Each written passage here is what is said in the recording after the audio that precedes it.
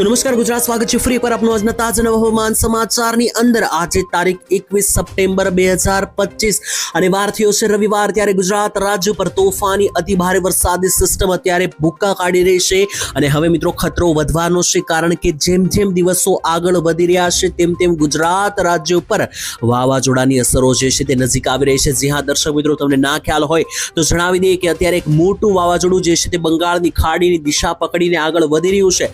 Live તમે screen ઉપર મિત્રો જોઈ રહ્યા છો. આજ તે જ મિત્રો વાવાઝોડું છે. આ એ સાયક્લોન છે કે જે અત્યારે હાલ બંગાળની ખાડી નજીક આવવાનું છે. ગુજરાત રાજ્યમાં 25 થી 30 તારીખ વચ્ચે આ વાવાઝોડાનો ખતરો જે છે તે મંડરાઈ રહ્યો છે. તેની વચ્ચે ચોમાસાની વિદાય પહેલા જે છે તે ગુજરાત રાજ્યમાં હવે મોટી નવા જૂનીના એંધાણ દેખાઈ રહ્યા છે અને આ ખૂંખાર વાવાઝોડું ગુજરાત રાજ્યમાં નવા જૂની કરવા માટે આવી રહ્યું છે. તો આના માટે તૈયાર થઈ જજો. આગામી 10 દિવસ હવે ગુજરાત રાજ્યના હવામાનમાં અતિ ભારે રહેવાના છે, કારણ કે આજે 21 તારીખ છે. આવનારી 1 તારીખ એટલે કે જે આ 10 દિવસ રહેવાના છે, આ 10 દિવસ ગુજરાતમાં ઘણા બધા ચડાવ ઉતાર આવવાના છે, કારણ કે વાવાઝોડાની પણ આગાહી છે. અતિ ભારે વરસાદનો રાઉન્ડ પણ છે. બીજા નંબર 12 થી 15 ઇંચના વરસાદની આગાહી પણ છે અને છેલ્લે ચોમાસાની વિદાય પણ થવાની છે અને વચ્ચે હાથી નક્ષત્ર એટલે કે હસ્ત નક્ષત્રની પણ શરૂઆત થઈ જવાની છે. તો હવે પછીના 10 દિવસ ગુજરાતવાસીઓ ખુરશીની પેટી બાંધી લેજો, કારણ કે અનરાધાર વરસાદ, ભારે આંધી, તોફાન અને પવનો સાથેના વાવાઝોડા માટે તૈયાર રહેવું પડશે, કારણ કે બંગાળની ખાડીની અંદર એક મોટું ખતરનાક વાવાઝોડું આકાર લઈ રહ્યું છે, જે ગુજરાત રાજ્યની દિશા પકડીને આગળ વધવાનું છે. સમાચાર આવ્યા છે તે ઉપરથી જાણવા મળી રહ્યું છે કે આ વાવાઝોડું સીધું ગુજરાત રાજ્યને નિશાનો બનાવવાનું છે તેવું લાગી રહ્યું છે. તેની વચ્ચે જે કે અપડેટ આવી રહી છે તેના વિશે વિગતથી વાત કરવાની છે આજના વિડીયોની અંદર. વિડીયોને અંત સુધી જોતા રહેજો, જેથી કરીને બધી જ કામની અને જરૂરી માહિતી તમને મળી જાય આ વિડીયોના માધ્યમથી. અને બીજા નંબર ઉપર અમારી આ સરસ ચેનલ ઓનલી વેધરને જો સબસ્ક્રાઇબ નથી કર્યો તો સબસ્ક્રાઇબ પર કરી લેજો, જેથી દરરોજના હવામાન સમાચાર પણ તમને આ ચેનલના માધ્યમથી મળતા રહે.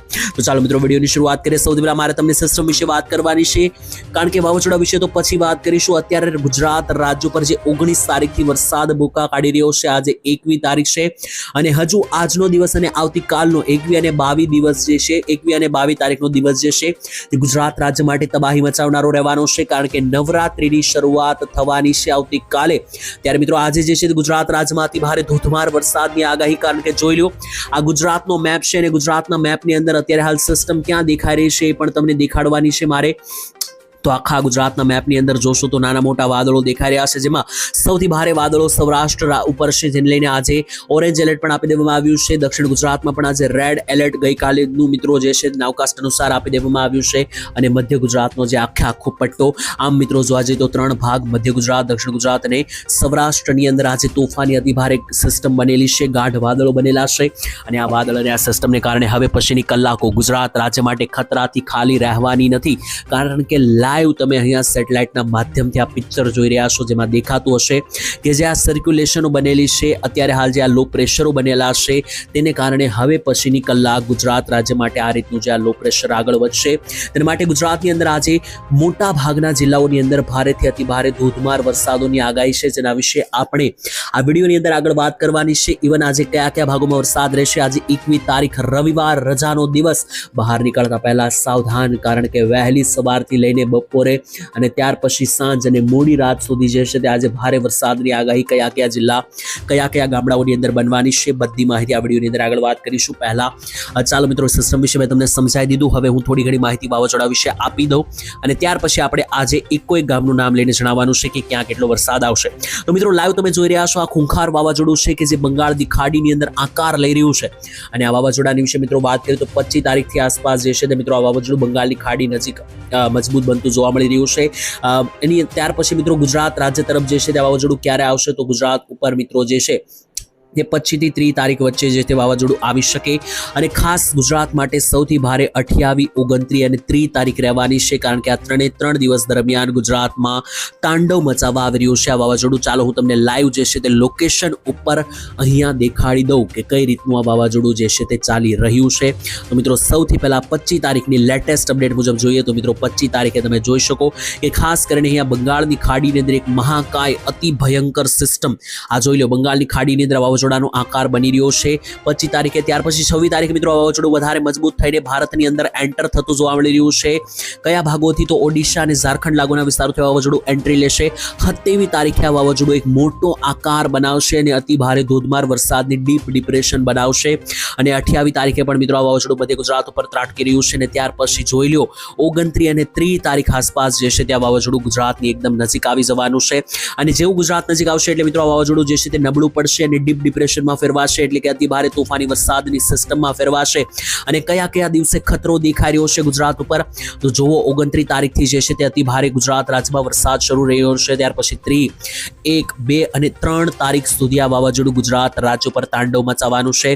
અને જ્યારે વાવાઝોડું ગુજરાત રાજ્ય નજીક આવશે ત્યારે તેની ગતિવિધિ કેટલી છે, કેટલું સ્ટ્રોંગ બની રહ્યું છે, કેટલી પવનની દિશા પકડી રહ્યું છે, બધી માહિતી તમને આપીએ તો મિત્રો તમે જોઈ શકો અહીંયા લાઈવ 70 થી 80 કિલોમીટર પ્રતિ કલાકના પવનો પણ ફૂંકાવાની આગાહી છે.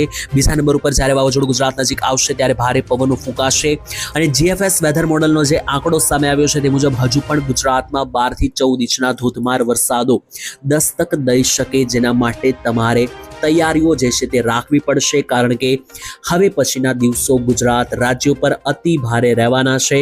ખૂબ જ વધારે મહાકાય સિસ્ટમ મિત્રો અત્યારે ગુજરાત રાજ્ય પર આવી ગઈ છે. અને ત્યારે હાલની પણ સિસ્ટમ વિશે વાત કરીએ તો અત્યારે પણ મિત્રો જે છે તે આજનો અને આવતીકાલનો દિવસ અતિ ભારે રહેવાનો છે. આજે 21 તારીખ અને આવતીકાલે 22 તારીખ છે. જોઈ લો મિત્રો ગુજરાત રાજ્ય પર આજે નાની નાની 2-3 સિસ્ટમ મજબૂત બની રહી છે. તેને કારણે અત્યારે હાલ કાળા ડિબાંગ અનરાધાર વાદળો જે છે તે જોઈ લો મિત્રો બની રહ્યા છે.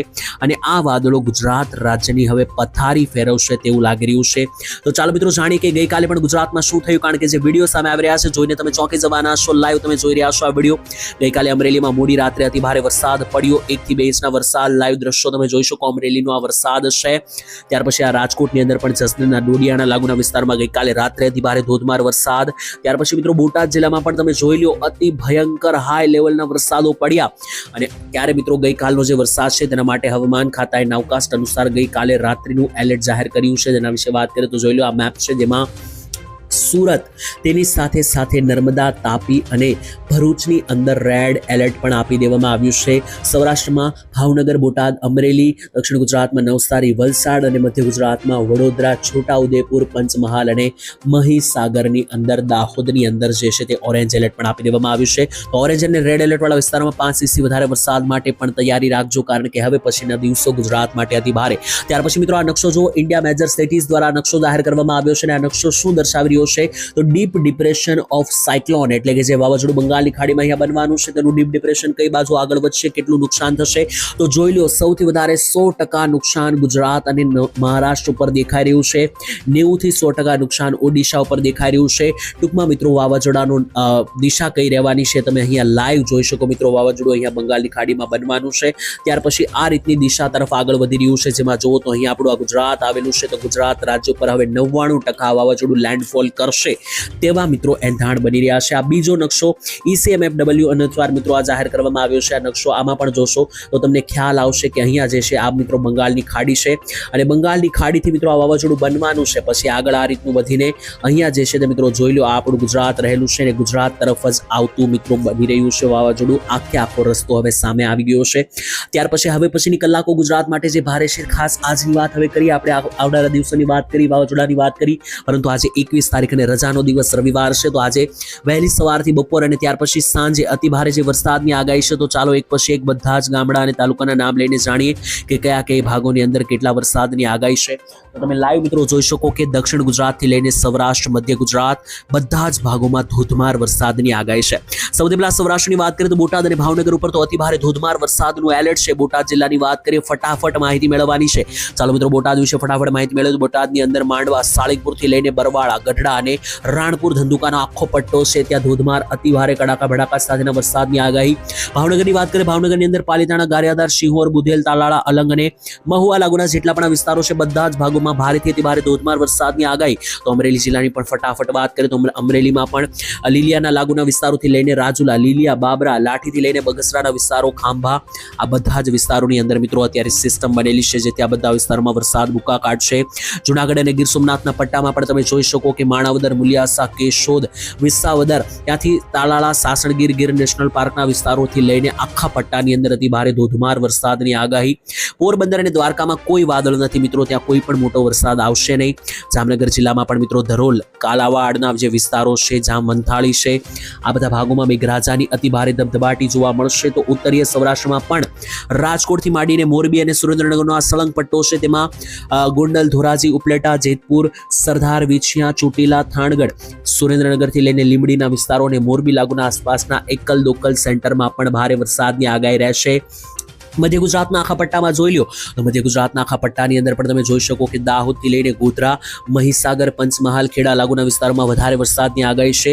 લુણાવાડા, છોટાઉદેપુર અને જે ઉપરના ગાંધીનગર લાગુના વિસ્તારો છે, આમાં મિત્રો છૂટાછવાયા ઝાપટાઓ બની શકે. બાકી અમદાવાદનો અને નડિયાદનો જે આખો પટ્ટો છે, ત્યાં વધારે વરસાદની આગાહી છે.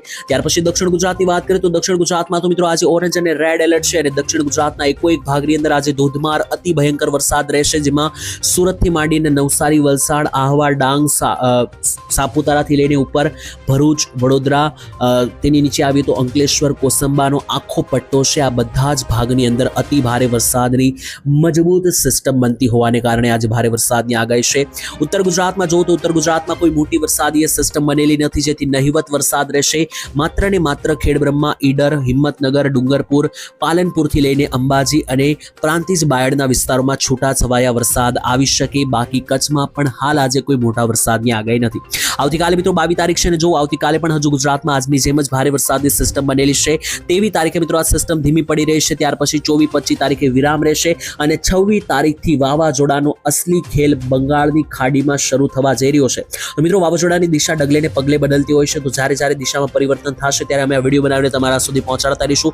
આ ચેનલ સાથે સબસ્ક્રાઇબ કરીને જોડાયેલા રહેજો. આપણે મિત્રો આવતીકાલે મળવાનું છે એક નવા હવામાન સમાચારમાં. ત્યાં સુધી આજ માટે આટલું જ રાખીએ છીએ. ચેનલને સબસ્ક્રાઇબ કરજો, આ વિડીયોને લાઈક કરજો અને કોમેન્ટમાં તમારા ગામનું નામ લખી દેજો. તમને મળશે આવતીકાલે એક નવા હવામાન સમાચારમાં. ત્યાં સુધી આજ માટે રજા આપશો. ધન્યવાદ. જય માતાજી, જય દ્વારકાધીશ.